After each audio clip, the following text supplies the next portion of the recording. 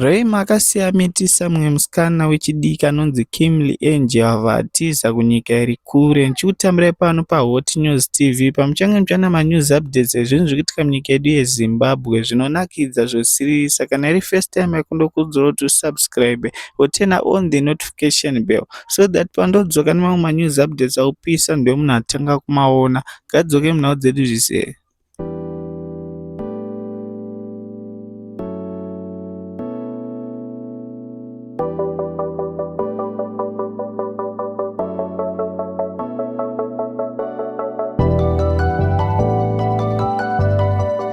Obet takudzwa Chepos uyo anozivikanwa nezita nemukurumbira rekuimbisa rekuti Raymer akasiya akamitisa mumwe musikana wechidiki uyo anonzi Angel. Ndokumurambudza zvamunofunga mucomment section pamusoro penews update yandakuigirai yaRaymer iri kutendera mumastreets esocial media.